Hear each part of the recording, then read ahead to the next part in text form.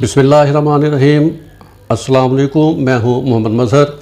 ناظرین، آج ملتان میں ایک انتہائی افسوسناک واقعہ پیش آیا ہے۔ پولیس نے فائرنگ کر کے 2 بے گناہ نوجوانوں کو قتل کر دیا ہے۔ یوں لگتا ہے کہ ملک کے اندر لا قانونیت ہے، ریاست کا وجود ہی نہیں ہے۔ اس واقعے کی تفصیل کچھ اس طرح ہے کہ شاہ رکن عالم کالونی کا رہائشی سمیع اللہ اپنے 2 دوستوں عثمان اور عرفان کے ہمراہ موٹر سائیکل پر سوار ہو کر شاہ رکن عالم کالونی کے میٹرو اسٹیشن کے قریب سے گزر رہا تھا، جہاں پر پولیس کا ایک ناکہ لگا ہوا تھا۔ پولیس نے رکنے کا اشارہ کیا۔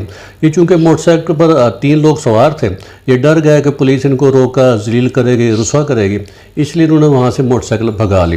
تو پولیس اہلکاروں نے ان کا تعاقب کیا اور تعاقب کر کے چوک قذافی کے قریب پہنچ کر ان پر پیچھے سے فائرنگ کی۔ پولیس کی فائرنگ سے سمیع اللہ اور اس کا دوست عثمان جاں بحق ہو گئے۔ ناظرین، یہ انتہائی افسوسناک واقعہ ہے۔ عید کی خوشیوں کے دن تھے، لوگ خوشیاں منا رہے تھے، ان کی فیملیز میں بھی خوشیاں چل رہی تھی۔ جب ان کے گھروں میں یہ خبر پہنچی تو یقیناً وہاں پہ صف ماتم بچھ گیا۔ اس واقعے کے بعد پولیس نے فائرنگ کرنے والے ملزمان یعنی پولیس اہلکاروں کے خلاف مقدمہ درج کر لیا ہے۔ دوسری طرف وزیر اعلیٰ پنجاب نے بھی اس واقعے کا نوٹس لیا ہے۔ لیکن کیا اس FIR اور نوٹس لینے سے جن کے 2 نوجوان جن کے بچے اس دنیا سے چلے گئے ہیں، کیا وہ واپس آ جائیں گے؟ یہ تو ہو سکتا ہے کہ پولیس اور حکومت اس طرح کے آئندہ کے لیے واقعات کے تدارک کے لیے کوئی اقدامات کریں۔ ناظرین، ان واقعات کی وجہ عام طور پہ یہ ہوتی ہے کہ پولیس کے اندر تربیت کا فقدان ہوتا ہے، ان کی صحیح طرح تربیت نہیں کی جاتی۔ ان کو یہ نہیں بتایا جاتا کہ اگر کوئی مشکوک آدمی اگر ناکے پر نہیں رکتا تو اس کو فائرنگ کر کے قتل نہیں کر دینا۔ شک کی بنیاد پر کسی شخص کو سزا نہیں دی جا سکتی، نہ ہی اسے قتل کیا جا سکتا ہے۔ یہاں تو ہمارے ملک کی سب سے بڑی عدالت سپریم کورٹ شک اور شبے کی بنیاد پر فیصلے سنا رہی ہے۔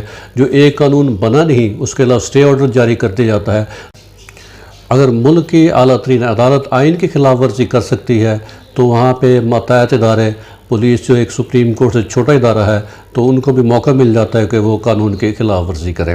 ناظرین، یوں محسوس ہوتا ہے کہ ملک کے اندر جنگل کا قانون ہے، ریاست کا وجود ہی نہیں۔ حکمران جو ہے اپنا اقتدار بچانے کے لیے کوششوں میں مصروف ہیں، ان کی دن رات اس کے علاوہ اور کوئی مصروفیت نہیں ہے کہ کس طرح وہ اپنی حکومت بچا لیں۔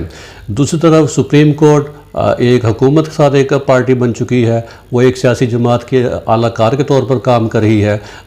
ناظرین، یہ ملک عوام کا ہے۔